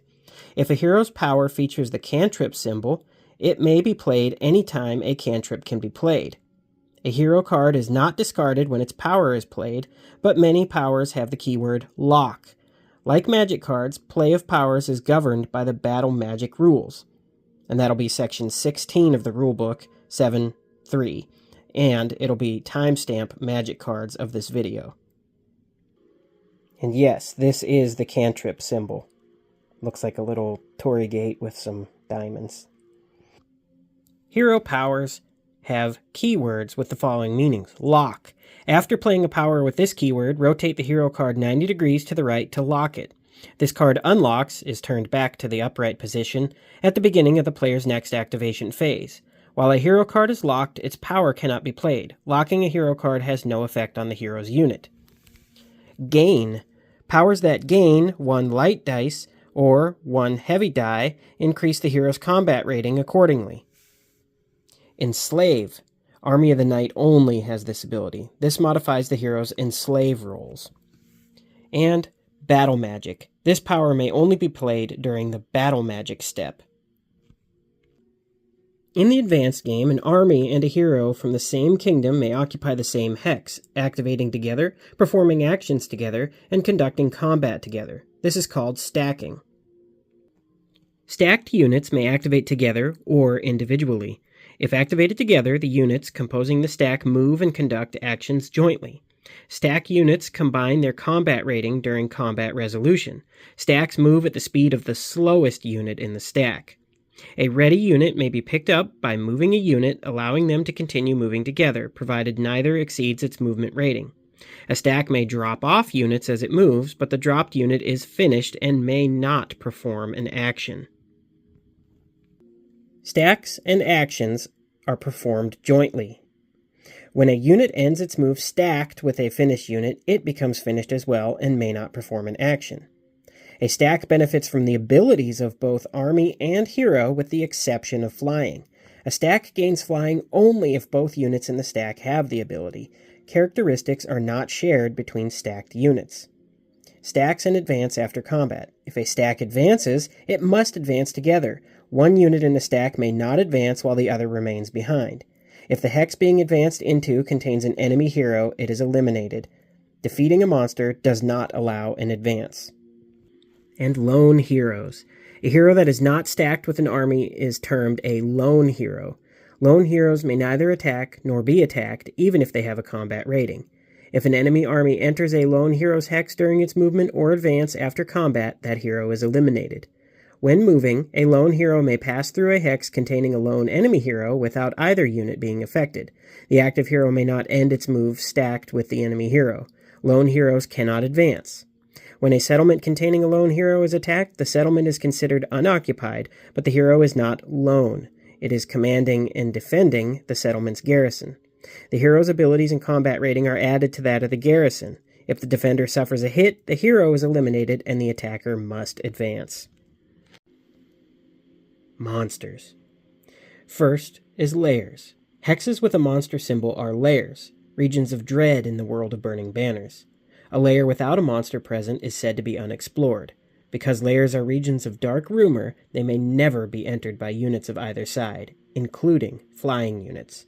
The brown logo is a regular layer, and the blue logo is the sea layer.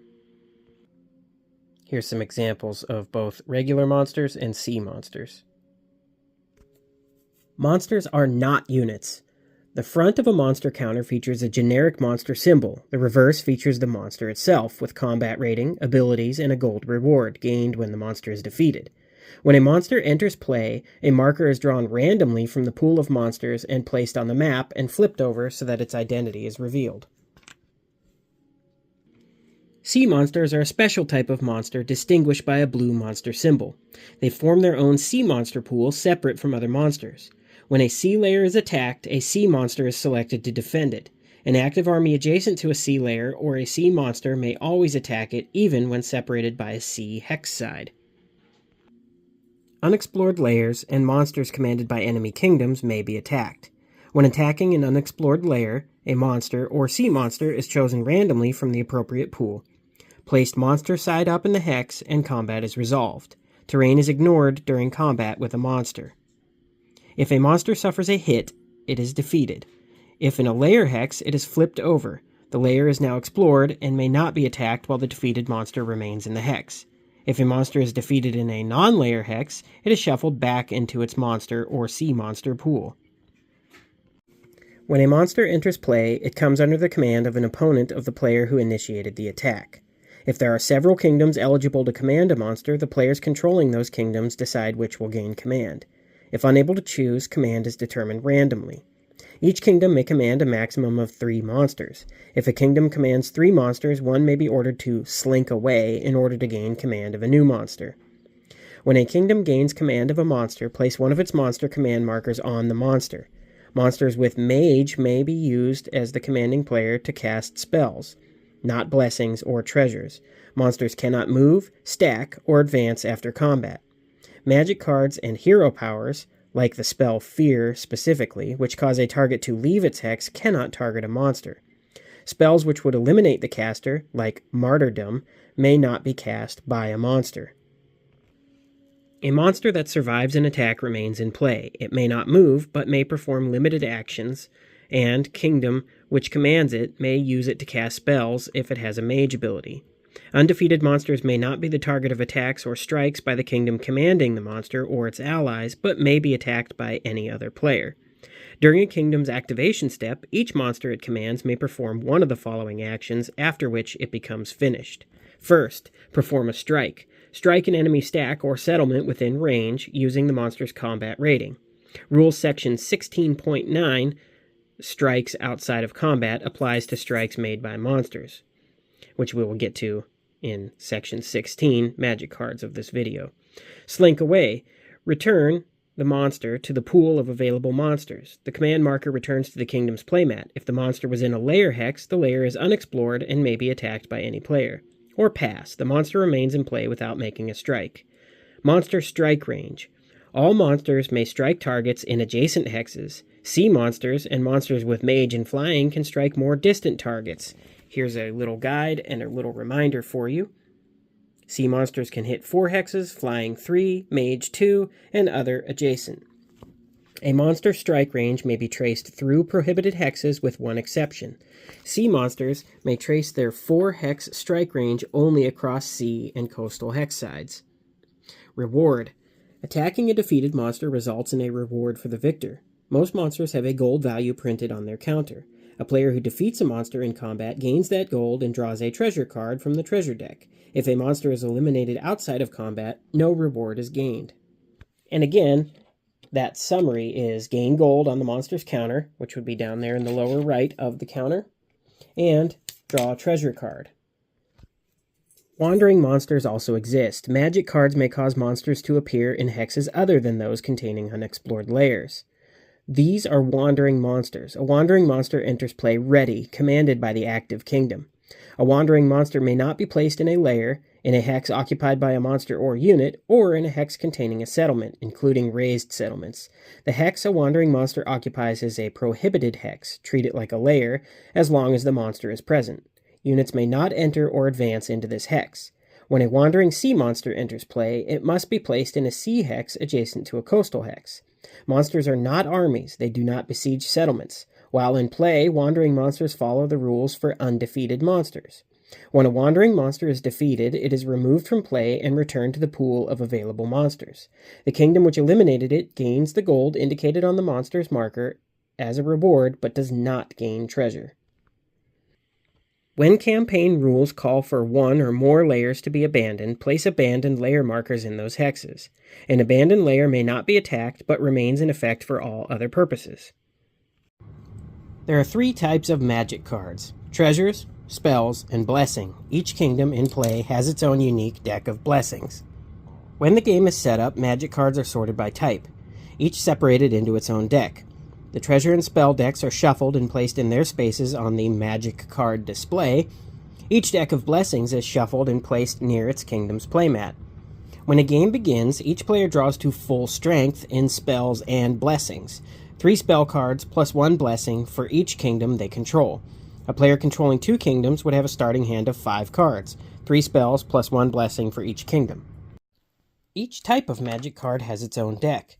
During play, cards are drawn from one of these decks into the player's hand. If a deck runs out of cards, its discard pile is shuffled and forms a new deck. There's drawing, gaining, and retrieving cards. Once the game is underway, new spells and blessings are drawn by all players during each arcane study phase. If, when instructed to draw to full strength, the player is already at full strength for that card type, no card is drawn. Treasures are retrieved during the arcane study phase or drawn from the treasure deck and added to a player's hand, usually as a reward when a monster is defeated. When played, a treasure becomes owned by the player that played it. When a treasure is retrieved, one is chosen from among those players that it owns and is added to that player's hand. Sorry about that little mistake there. I was distracted by this. It with 2 T's. So for clarity, that last sentence one more time. When a treasure is retrieved, one is chosen from among those the player owns and is added to that player's hand. Treasures drawn from the treasure deck are placed in a player's hand of magic cards. When played, they become owned rather than discarded. Owned cards are placed face up next to one of the player's kingdom playmats. During arcane study phases, a player may retrieve 1 treasure he or she owns. Owned cards may be examined by all players. Treasures which are sold or otherwise eliminated are set aside and shuffled back into the treasure deck during the winter seasons. Regarding hand size, there is no limit to the number and type of cards a player may hold in his or her hand. Full strength only governs a player's ability to draw cards, but does not represent a maximum hand size. Spells and blessings have a single discard pile each, formed as cards are played. When a spell or blessing is played, its effect resolves, after which it is discarded, placed in its discard pile. Discard piles may be examined by all players. Treasures do not have a discard pile. Now remember, there is no hand limit, and full strength only affects a player's ability to draw more. But at full strength, the player's hand contains 3 spells. The spell deck is a common deck accessed by all players. Blessings represent direct intervention in the physical realm by Kalar's numerous deities. When at full strength, the player's hand contains 1 blessing from each kingdom that player controls. Unlike spells and treasures, blessings are kingdom-specific. For example, a Fjordland blessing can only be drawn and played by the player controlling the Fjordland, may only affect and be cast by Fjordland units, and can only be played during the Fjordland's turn if it's not a cantrip. Blessings are shuffled in individual decks which are placed near their kingdom's playmat. Only the blessings of kingdoms which are in play are available. Blessings share a common discard pile. And selling treasures. During his or her kingdom's turn, a player may sell treasures, either owned or in hand, for 2 gold each. A treasure may not be played and sold in the same turn. When sold, a treasure is eliminated. During winter seasons, players may retain up to 2 treasures that they own or hold in their hand. Treasures in excess of 2 must be sold. Casting magic cards. A magic card may have the mage requirement, which means that in order to play the card, a mage controlled or commanded by the casting player must be chosen for which the magic card's effect will originate. That mage is the card's caster. Casting a magic card is a free action. A hero power may only be cast by the hero named on the hero card. Monsters may cast spells, but not blessings or treasures. What is a target? A magic card or hero power may use the term target in its text, meaning that the person playing the card must declare what spell is going to affect. The target may be in the hex in which the spell is being cast. It may be another player, and it may be another hex. It may be a stack. Eligible targets are defined by the card's text. Magic has requirements and limitations. If a magic card has a requirement in order for it to be played, it appears as a symbol on the left-hand side of the card. Some possible requirements are Mage. This card must be cast by a friendly hero monster with the Mage ability. A monster may not cast a spell that would cause it to be eliminated or leave its hex. Range. If a card has range indicated, this is the maximum number of hexes that the target may be from the caster. If range indicates values of 3 to 5, for example, the target may not be closer than the minimum value or farther than the maximum value. Ability. Some magic cards require the casting unit to have a specific ability, like ranged for Hawkeye. Kingdom. The card may only target or be cast by units of a specific kingdom, and only during that kingdom's turn if it isn't a cantrip. Tome. A tome may only be played alongside, in conjunction with, a spell from the same player's hand. A tome may be played as a cantrip if the spell which is played in conjunction with it is also a cantrip.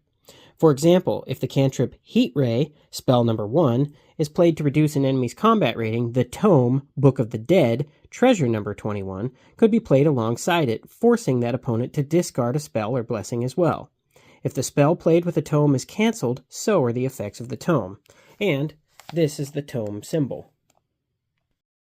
And spells will utilize keywords and symbols. Many magic cards have things like strike. A strike is an attack in which the defender rolls no dice. The card will stipulate what the strike can target. Some strikes will cause effects other than hits if successful. Gain.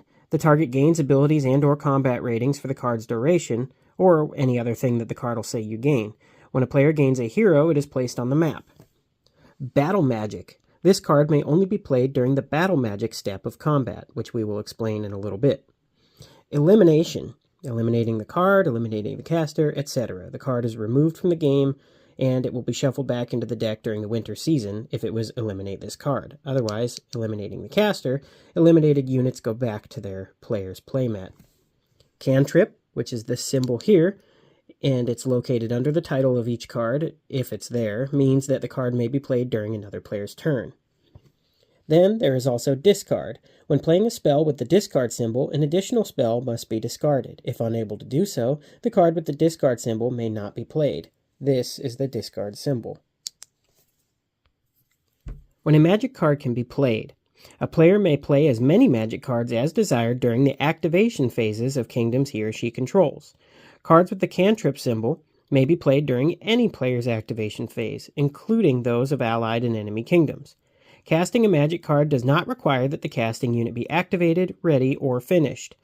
A friendly or commanded mage may use and be used to cast multiple magic cards in the same turn. A magic card may not be played to no effect, say to increase the movement rating of a finished unit. After a magic card has been played and its effects resolved if it is discarded or if a treasure becomes owned, a kingdom's blessings may only be played on that kingdom's turn, unless they are a cantrip. Unless the text on a card specifies otherwise, a spell lasts until the currently active unit's or stack's activation ends. For example, if a spell is cast after an Oathborn army has activated, its effects last until that army becomes finished. This is true for cantrips as well as spells cast by the active player. If no unit is active when the magic card is cast, it expires after its effect is resolved. Cantrips. Certain magic cards have a cantrip symbol below the card's title. They are the only type of card which may be played during an opposing kingdom's turn. During battle magic, the active player may play cantrips only in response to cantrips played by the defender. Let's talk about battle magic. The advanced game's combat sequence is expanded to accommodate magic. When an attack is declared, battle magic goes into effect, ordering the play of magic cards and hero powers. First, the attacker may play cards or powers, then the defender may play cantrips. Finally, the attacker may play cantrips if the defender played a cantrip. Once dice are rolled, battle magic limitations are lifted and a player may resume playing magic cards normally. When resolving an ambush, battle magic restrictions remain in effect until the unit which declared the ambush rolls its dice. During battle magic, allies of the attacker may only play cantrips when the attacker plays cards. Allies of the defender may only play cantrips when the defender plays cards. Now, since this is the advanced game, the combat sequence changes a little bit. First, battle magic. Players play magic cards in the following order. The attacker plays magic cards. The defender may play cantrips only. The attacker may play cantrips only. And combat step 1 begins. Ambush declaration. Either player may declare an ambush if his or her unit has stealth, in which case the remainder of the combat is resolved as an ambush. Step 2. Resolve dice rolls. Players roll dice equal to their total combat rating. Confirm critical hits if any are scored. Then, battle magic would end. Players resume playing magic cards normally. Combat step 3 would be the results. Determine the outcome of combat. If there is a loser, it receives hits. The winner may advance into the defender's hex if it is left unoccupied. They must advance if it contains a settlement. Ambush resolution. If an ambush is declared in step 1, resolve the remainder of the combat using this ambush sequence. Ambush would then move to step 2, opening strike. The stack that initiated the ambush performs a strike on its opponent using its combat rating. If any successes are rolled, 1 hit is inflicted on the opponent. Confirmed critical hits may inflict additional hits. Then, battle magic would end, and players resume playing magic cards normally.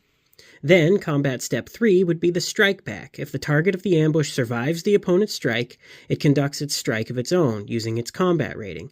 There is no winner or loser in an ambush. The attacker may advance if the hit was inflicted on the defender and the defender's hex is unoccupied. They must advance if it contains a settlement. It is possible to have strikes outside of combat. Strikes initiated during battle magic occur during combat. All other strikes occur outside of combat and are handled as follows. A hit on a monster will defeat it, but no reward is collected. A strike that targets a settlement, occupied or not, will raise it, if the strike inflicts a hit and the settlement is left unoccupied. Settlements raised outside of combat are not looted. Strikes outside of combat, again, in summary, if the target settlement is unoccupied after a strike inflicts a hit, the settlement is raised with no looting. If the monster takes the hit, the monster is eliminated and no reward is given. And lastly, we will take a look at Arcane study markers. Arcane study markers determine when players draw magic cards during the game. The front of each Arcane study marker displays the Arcane study symbol on a white ground. The back of the markers have either the glyph symbol or the churn symbol. The number of kingdoms in play dictates how many of each type of marker will be used in the campaign. If it's 2 kingdoms, 2 glyphs and a churn. 3 kingdoms, 3 glyphs and a churn. 4 kingdoms, 4 glyphs, 2 churn. And here's a little reference of that. Glyphs will be actually glyphs on the back of the card, and churn will be this flushing magical toilet water. Distributing arcane study markers. At the beginning of the game, during the winter seasons, and when finalizing campaign seasons, all arcane study markers in play are gathered together, turned face down in the arcane study symbol showing, and they are shuffled.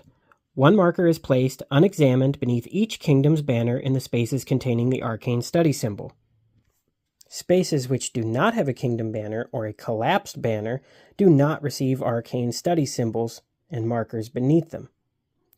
If there are markers left over, they are placed in an unused study marker circle on the season display also. The autumn churn. As the year moves on from spring toward winter, churn increases naturally, making it more difficult to practice magic. This is represented by an increase in the amount of churn wizards experience towards the end of the year. At the start of the game, the churn marker is labeled autumn is placed in the autumn space on the season track. So, if we were starting on year 1, it would go there. When each summer season is finalized, the autumn churn marker is added to the pool of arcane study markers. During winter, the autumn churn marker is removed from the pool and placed in the upcoming year's autumn space. The arcane study phase itself is at the end of each kingdom's turn. There is an arcane study phase in which all players participate. The arcane study marker for that turn is flipped over, and if it reveals a churn, that kingdom may search for 1 discipline. And if it is a glyph, that is each player may study 3 different disciplines. The wording of that is a little strange because it says each player may study 1 or each player may study 3, but I believe you do what each symbol you get says as stated by these upcoming rules conducting arcane study. Study is conducted by all players. Each player chooses 1 or more disciplines to study as determined by the symbol revealed on that turn's arcane study marker. For example, if it is a glyph, player may study 3 disciplines. None may be studied more than once. Churn. Player may study 1 discipline. The disciplines which may be studied correspond to the 3 types of magic cards: treasures, blessings, and spells. Studying treasures lets you retrieve 1 owned treasure. Studying blessings lets you draw to full strength in blessings. Players may discard 1 blessing first if desired. And the discipline of spells. Players draw to full strength in spells. Players may discard 1 spell first if they desire. That was a quick summary, but we're going to go over that again, each step in a little more detail. Studying treasures. The player retrieves a treasure, chooses 1 owned treasure from he or she's pool, and adds it to his or her hand. If a player owns no treasures, this discipline may not be studied. There is no limit to the number of treasures a player may hold in his or her hand. Study blessings. The player draws up to full strength in blessings. Full strength for blessings is 1 blessing card from each blessing deck from the kingdom that player controls. When studying blessings, 1 blessing may be discarded prior to drawing. And studying spells. The player draws up to full strength in spells. Full strength for spells is 3 spell cards. When studying spells, 1 spell may be discarded prior to drawing. And one final reminder and summary. That would be the full strength summary again. Spells, 3. Blessings, 1 per kingdom owned. Treasures. A player may hold any number of treasures, but only own 2 at a time. Note that full strength only applies during an arcane study phase. It does not represent a maximum hand size. And reshuffling decks. During winter turns, discard piles and eliminated treasure cards are shuffled into their decks. If a deck contains no cards when a player is instructed to draw from it, reshuffle all discarded or eliminated cards from that deck and recreate it. Now, as you set up your game and get ready to play Burning Banners, it will look a lot more organized and clean than this. But that should be the advanced rules of the game. Hopefully you can refer to this video or the rulebook itself if you have any questions. There is a reference guide starting on page 45 of the rulebook itself. And I hope that this video helped you learn how to play. Sorry that it's like 2 hours long, but this is a little bit of a strategy war game, and those require a little bit more in-depth rules.